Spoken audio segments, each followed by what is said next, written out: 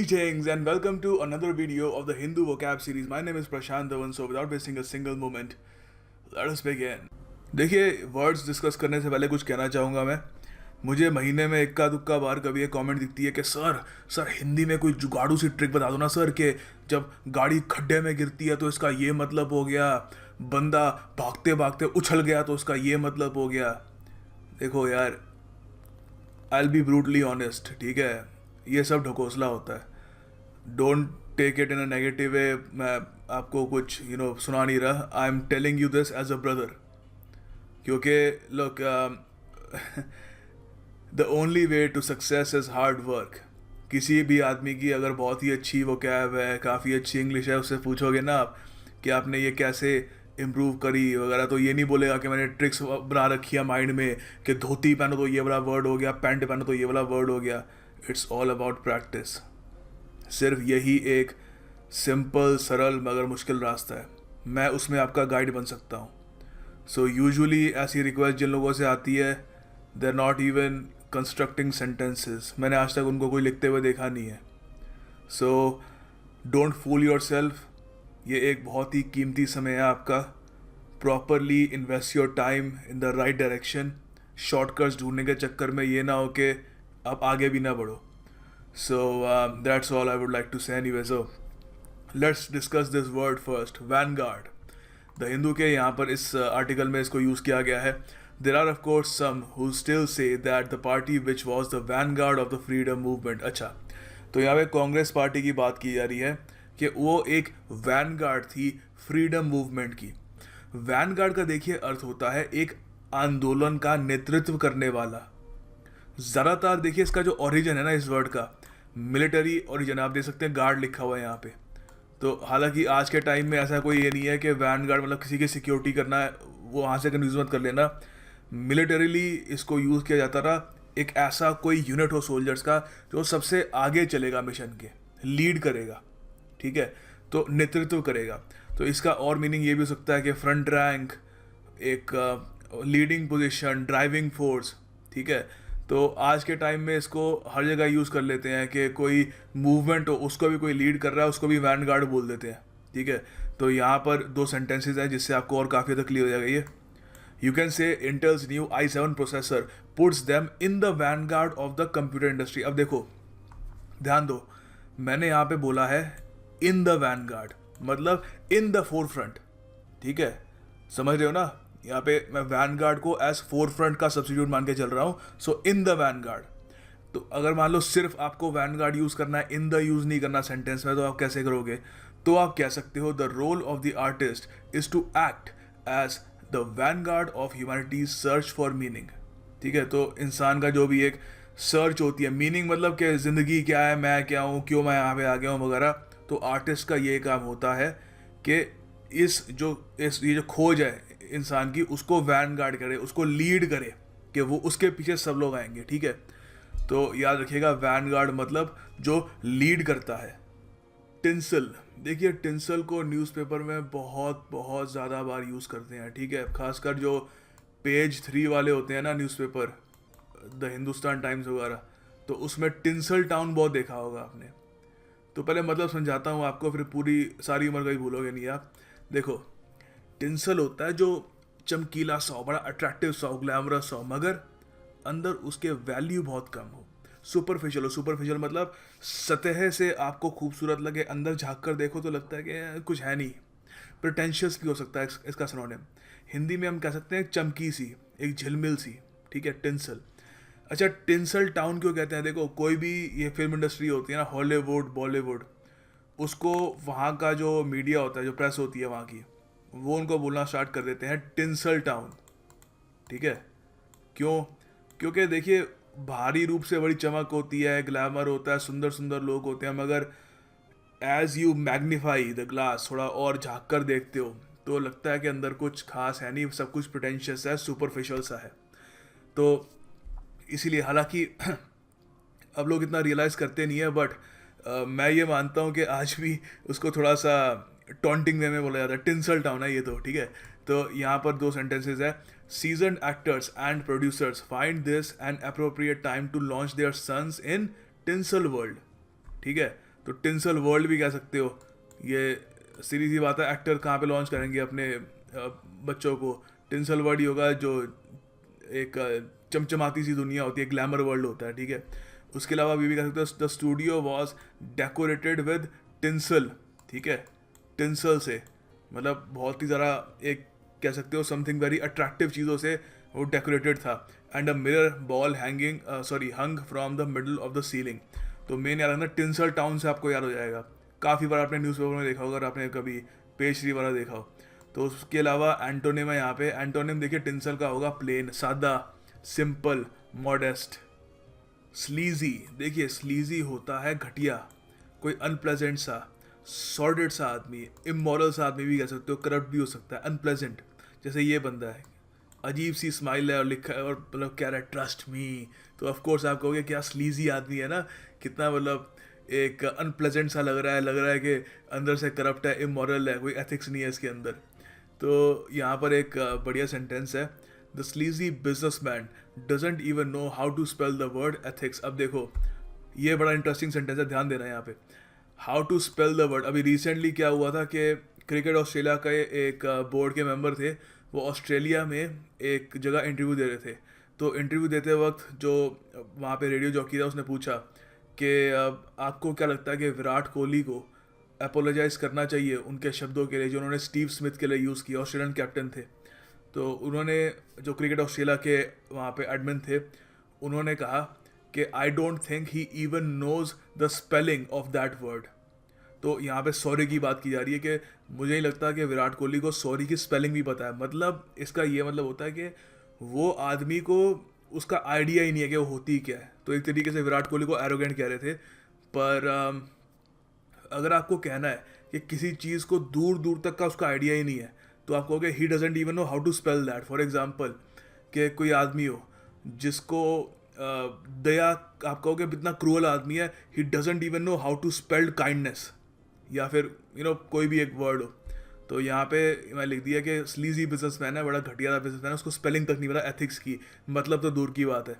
तो यहाँ पे इसके एंटोनिम क्या होंगे? एंटोनिम देखो सुपर इंपॉर्टेंट है स्लीजी के, याद रखना, excellent, fine, first class, good, high grade, superior, top notch, ठीक है। इसके अलावा देखो इसका जो एंटोनिम है ये भी हो सकता है मॉरल हो सकता है, ठीक है। मॉरल के अलावा आप ये भी डाल सकते हो एथिकल हो सकता है।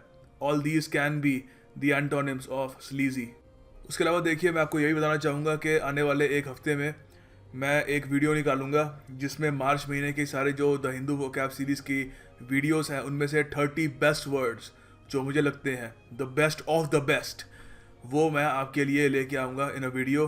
और that will help you in revision, but of course उसकी एक सर्टन लिमिट होगी।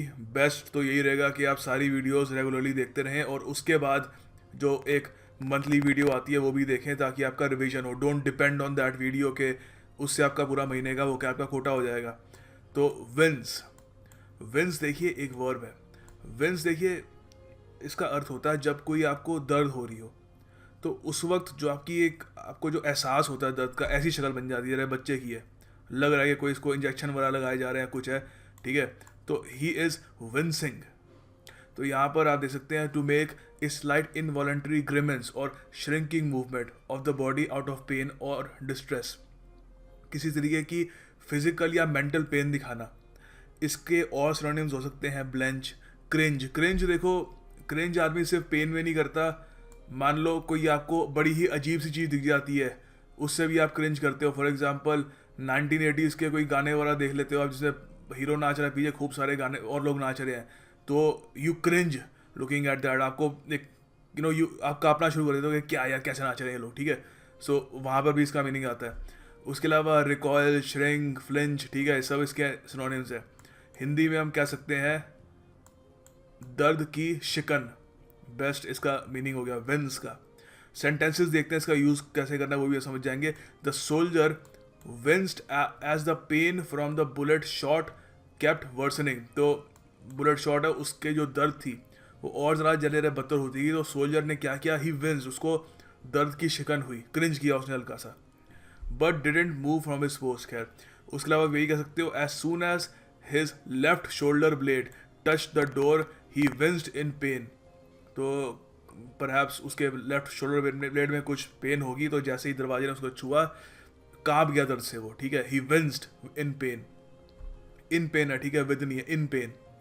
उसके अलावा एंटोनिम क्या होगा इसका, देखो डिफाई याद है कि अपोज करना एक तरीके से, तो सीधी सी बात है, डिफाई मतलब चौड़े होकर खड़े हो जाना कि मुझे दर्द हो रही है पर मैं हिलूंगा नहीं, मैं क्रिंज नहीं करूंगा, कोई मेरे मतलब फीलिंग नहीं आई कि मुझे दर्द हो रहा है, ठीक है। उसके अलावा कन्फ्रंट भी हो सकता है, फेस भी हो सकता है, ठीक है। All these are very good antonyms of wince. देखिए आगे का वर्ड डिस्कस करने से पहले एक एमसीक्यू करते हैं, आपके लिए नहीं है, मैं इसका आंसर बताऊंगा। आप एक बार अगर मन करे तो वीडियो पॉज करके एक बार मन में इसको अटेम्प्ट कर लेना। तो अब मैं बताता हूँ, देखो इसका आंसर क्या है। रिपोज, ये एसएससी सीएचएसएल 2012 में आ चुका है, ठीक है। तो previous year questions are super important, किसी को भी पता होगा। रिपोज का देखिए जो अर्थ होता है वो होता है रेस्ट, जी हाँ, सी। अब थोड़ा सा आपको समझाता हूँ इसका, ताकि आपको और क्लियर हो जाए कि क्यों रेस्ट क्यों है। देखिए रिपोज का अर्थ होता है rest, relaxation, inactivity, restfulness, stillness, idleness. यहाँ पे हिंदी में हम कह सकते हैं आराम, तसल्ली, चैन। अब इसको मैं रिपोज को एज ए नाउन कैसे यूज़ करना है ये भी सिखाऊंगा, एज ए वर्ब कैसे यूज़ करना है वो भी सिखाऊंगा। तीन सेंटेंस है। एज ए नाउन पहले के 2 sentence as a noun use कर रहा हूँ मैं। यहाँ पे देखो कह सकता हूँ, the hotel's atmosphere is one of repose than rather than excitement, ठीक है। तो काफ़ी एक कह सकते हो शांत सा, आइडलनेस सा, काफ़ी पीसफुल सा एटमॉस्फेयर है। तो आप ये भी कह सकते हो कि moments of rest and repose are important to feed the soul, कि आत्मा के लिए बड़ा इंपॉर्टेंट होता है ताकि आगे बंदा काम करता रहे। उसके अलावा आप ये भी कह सकते हो, देखो वर्ब के रूप में इस्तेमाल कर रहा हूँ यहाँ पे मैं repose. He would often repose under the tree, ठीक है। तो ये आदमी क्या कर रहा है, he is reposing under the tree, एक आराम कर रहा है पेड़ के नीचे। तो काफ़ी सारे लोगों को इसका मतलब पता नहीं होता रिपोज का। और मज़े की बात है कि सीएचएसएल एग्ज़ाम में इन्होंने पूछ लिया था, जहाँ पे लोग मानते हैं कि वोकैब इतनी टफ आती नहीं है, बट वहाँ पे भी लेवल अब धीरे धीरे उठ रहा है वहाँ पर। तो एंटोनिम क्या होगा, देखिए रिपोज का, उसका एंटोनिम हो सकता है स्ट्रेस, स्ट्रेन या एजिटेशन, ठीक है। आगे देखिए एक और ये एमसीक्यू है, ये भी सीएचएसएल एग्ज़ाम में आया था, आपके लिए नहीं है, मैं इसको करूँगा। देखो लॉर्ड का पहले मन में एक आइडिया थोड़ा अटेम्प्ट करके देखो माइंड में कि क्या होगा लॉर्ड का। Like, acknowledge, praise, record. देखो यहाँ पर हमको करना है जो सबसे अप्रोप्रिएट, एप्ट इसका सिनोनिम हो, सबसे क्लोजेस्ट सिनोनिम हो। तो यहाँ पर इसका आंसर होगा प्रेज। लॉर्ड का जो यहाँ पर बेस्ट सिनोनिम अवेलेबल है हमारे पास वो है प्रेज, ठीक है। अब ज़रा लॉर्ड एज ए वर्ड देखते हैं, इसका अर्थ क्या। अच्छा ये वर्ड याद है एक्सटोल, ये सीरीज़ में आई थिंक 3 या 4 बार हमने इसको अलग अलग तरीके से पढ़ा है इन प्रीवियस वीडियोस। तो ये भी लॉर्ड का एक सिनोनिम है, मतलब इसका मतलब ही होता है प्रेज करना, किसी की प्रशंसा करना, ठीक है। एक्लेम करना, किसी को अपलॉड करना, कमेंड करना, एडमायर करना, अप्रूव ऑफ करना, तारीफ करना किसी की। तो यहाँ पे 2 सेंटेंसेज हैं, that will clear everything. The young researcher was lauded for his work, तो उसकी प्रशंसा की गई उसके काम के लिए। आप ये भी कह सकते हो कि James Cameron was lauded for the VFX of the movie Avatar. VFX होते हैं जो स्पेशल ग्राफिक्स वगैरह जो होते हैं मूवी में, ठीक है। तो उसके लिए उनको क्या गया, लॉर्ड किया गया। He was extolled, he was praised.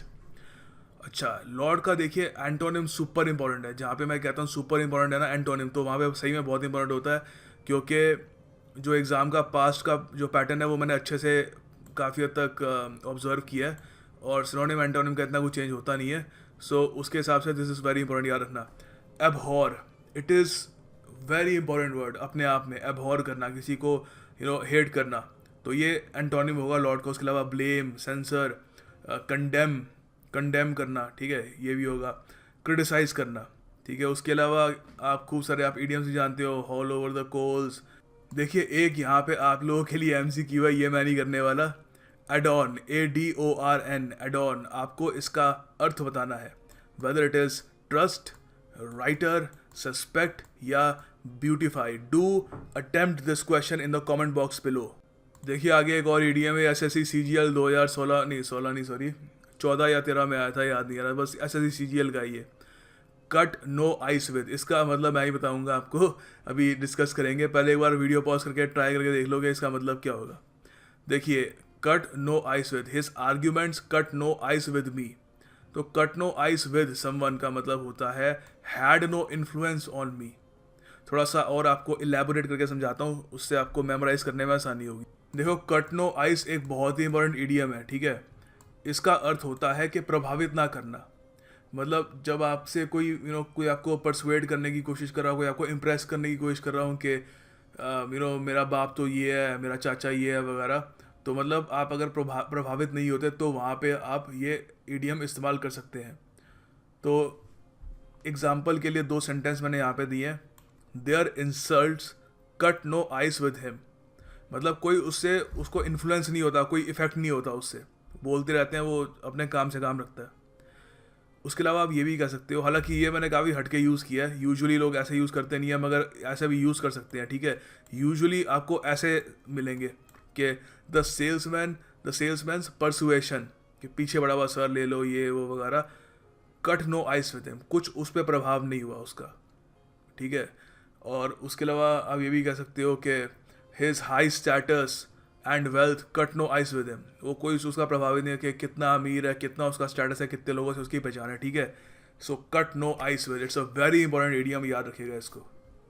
देखिए, अगला इडियम आपके लिए यहाँ पे एक एमसीक्यू के रूप में है, फिट्स एंड स्टार्ट्स। तो आपको इसका जो मतलब है वो बताना है, अगली वीडियो के एंड में इसको मैं डिस्कस करूँगा। अगर बहुत लोगों का गलत हुआ तो मैं वैसे भी कर लूँगा, वैसे भी इसको मैं डिस्कस करूँगा, काफ़ी इंपॉर्टेंट इडियम है, it's an interesting idiom. And हाँ, इसको कमेंट बॉक्स में अटैम्प्ट जरूर करना। And finally the task of the day, आपको सेंटेंस बनाने हैं टिंसल एंड लॉर्ड पे। तो मैं आपको एनकरेज करूँगा कि सेंटेंस बनाइए। जो सेंटेंस बनाते हैं they have given me great reviews, it really helps memorising the word. क्यों? क्योंकि एक ट्राइड एंड टेस्टेड मेथड है throughout the years. Various बड़े बड़े कॉलेजेस इंस्टीट्यूट्स में वहाँ पर यही तरीका आजमाते हैं। First you explain something, student उसको लिखते हैं, लिखकर क्रिएटिविटी इस्तेमाल करनी पड़ती है कि कैसे बनाओ इसका सेंटेंस। तो उस पूरे प्रोसेस में वो वर्ड जो होता है आपके माइंड में इम्बाइब हो जाता है, ठीक है, it becomes a part of your memory. So do make sentences. और अभी भी अगर आपका सेंटेंस बनाने का मन नहीं कर रहा, यू आर कॉय, तो दूसरे जो लोग सेंटेंस बना रहे हैं प्लीज़ हेल्प देम आउट, उनको एनकरेज करिए विद योर लाइक्स या कमेंट्स, या उनको वैसे भी अप्रिशिएट आप कर सकते हैं। That will motivate all of us. And मैं पूरी कोशिश करूँगा ज़्यादा से ज़्यादा जो नीचे आप आंसर लिखे हैं या फिर जो भी सेंटेंस बना रहे हैं उन पर रिप्लाई करने की। एंड या that's about it, thank you for watching this video, I will see you on Monday.